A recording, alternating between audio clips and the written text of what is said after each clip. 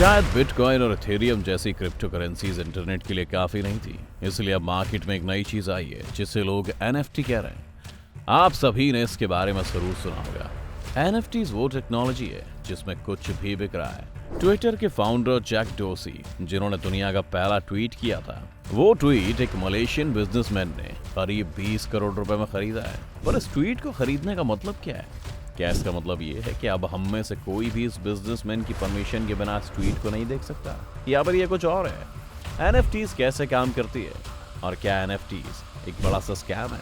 आज इन्हीं सब सवालों का जवाब हम तलाशने की कोशिश करेंगे। तो अगर आप भी जानना चाहते हैं तो बने रहिए वीडियो के अंत तक हमारे साथ। लेकिन वीडियो शुरू होने से पहले अगर आप हमारे चैनल पर नए हैं या आपने अभी तक हमारे चैनल को सब्सक्राइब नहीं किया है तो चैनल को सब्सक्राइब करना और बेल आइकन दबाना ना भूलें।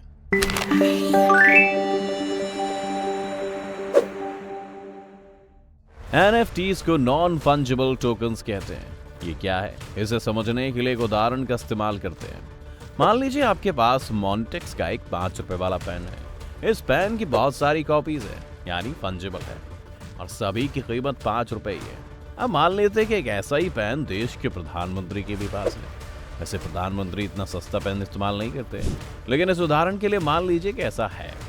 अब एक और चीज मान लेते हैं कि जो पेन प्रधानमंत्री जी के पास है उससे वो एक ही इंपॉर्टेंट डॉक्यूमेंट साइन करते हैं, जैसे कि कश्मीर से 370 हटाना। अब दुनिया में सिर्फ एक ही पेन है जिससे वो डॉक्यूमेंट साइन हुआ है, यानी अब मॉन्टेक्स कंपनी चाहे जितनी मर्जी उसके जैसे पेन बना ले, लेकिन कभी भी वो पेन अपनी फैक्ट्री में नहीं बना पाएगी जिससे प्रधानमंत्री ने उस डॉक्यूमेंट पर साइन किया था। यानी वो अब यूनिक है, या फिर कहें कि नॉन फंजिबल है। इस तरह की कई चीजें आपने ऑक्शन में बिकते हुए देखी होंगी।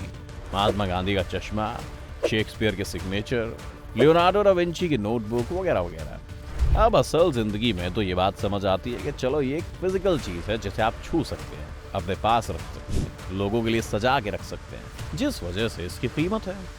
लेकिन हम इसे डिजिटल भाषा में कैसे समझेंगे? एक कैट जीआईएफ एनएफटी लगभग $69 मिलियन में बिकी है, जिसे आप भी डाउनलोड कर सकते हैं, वो भी फ्री में। तो कैसे डिसाइड होगा कि इसकी वैल्यू क्या है, और कैसे डिसाइड होगा कि इस कैट जीआईएफ के मालिक आप हैं और वो इंसान नहीं जिसने $69 मिलियन देकर इसे खरीदा है? यहाँ पर काम आती है ब्लॉकचेन। ब्लॉकचेन को समझने के लिए हमें फिर से एक एग्जाम्पल की तरफ जाना होगा। पहले समझते हैं कि नॉर्मली एक ट्रांजैक्शंस कैसे काम करती है। मान लीजिए आप दुकान पर गए और आपने 100 रुपए का कुछ सामान खरीदा और आपने दुकानदार को यह पैसा पेटीएम यूपीआई के थ्रू पे किया। अब यहाँ क्या हो रहा है? यहाँ पर पहले आपका बैंक ये चेक कर रहा है कि क्या आपके पास अकाउंट में 100 रुपए हैं। अगर हाँ, तो आपका बैंक आपके अकाउंट में से 100 रुपए कम कर देता है, और फिर दुकानदार का बैंक ये देखता है कि उस दुकानदार के बैंक में कितने पैसे हैं, और फिर उसमें से वो 100 रुपए ऐड कर देता है। ऐसे में एक डिजिटल ट्रांजैक्शन होती है जिसमें बैंक का काम ये होता है कि बैंक इस बात का हिसाब रखे कि आपके पास कितना पैसा है। लेकिन हो सकता है कि आपका बैंक आपके सारे पैसे लेकर भाग जाए, या फिर बैंक का सर्वर डाउन हो जाए। आपके पास वो पैसे होंगे लेकिन आप उसका इस्तेमाल नहीं कर पाएंगे, क्योंकि ये सब बैंक देख रहा है। ये सब कुछ सेंट्रलाइज्ड है। फिर भी कोई हैकर चाहे तो बैंक के नेटवर्क को हैक करके आपके बैंक में और ज्यादा पैसे डाल सकता है और पैसे निकाल भी सकता है, जो कि बिल्कुल सेफ नहीं है। अब ब्लॉकचेन इस परेशानी को ऐसे सॉल्व करता है कि जब आप एक ट्रांजैक्शन करते हैं तो वो किसी बैंक के पास नहीं जाती, बल्कि एक लेजर में दर्ज हो जाती है, जिसकी कॉपी दुनिया भर में फैले लाखों कंप्यूटर्स में स्टोर है। यानी अब अगर कोई हैकर एक लेजर में कुछ चेंज करेगा तो उसे कोई फर्क नहीं पड़ेगा, क्योंकि उसे दुनिया के बाकी सभी लेजर्स चेंज करने पड़ेंगे, वरना इस स्पेसिफिक हैकर लेजर की गलती पकड़ी जाएगी। तो ये ब्लॉकचेन की एक सिंपल एक्सप्लेनेशन है। अगर ब्लॉकचेन के बारे में आपको और जानना है तो हमने इसे हमारी क्रिप्टो करेंसी वाले वीडियो में अच्छे से समझाया हुआ है। अभी के लिए एनएफटी पर वापस आते हैं।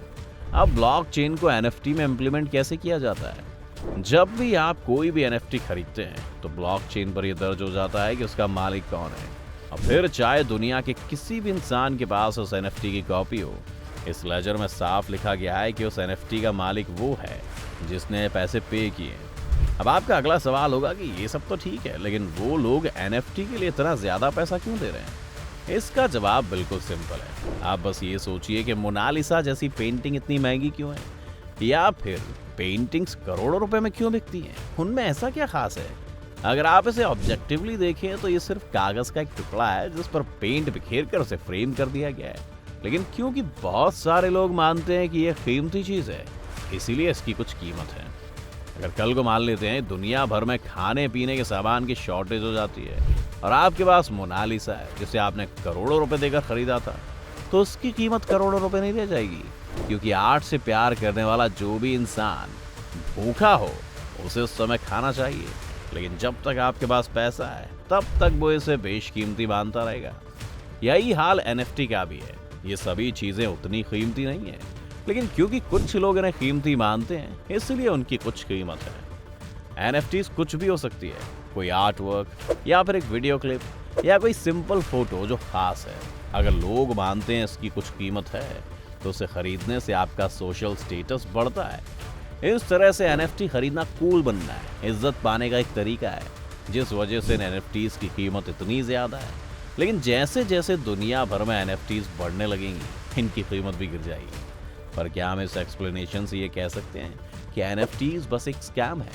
इसका जवाब होगा नहीं।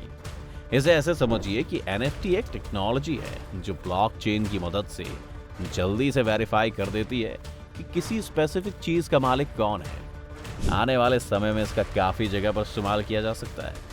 अगर आज आपको अपनी कोई प्रॉपर्टी बेचनी हो तो आपको बहुत सारा पेपर वर्क करना पड़ता है। इसके अलावा कई लोग ऐसे भी होते हैं जो जाली पेपर्स बनाकर आपको ठग सकते हैं, इसलिए आपको ज्यादा सावधान रहना पड़ता है।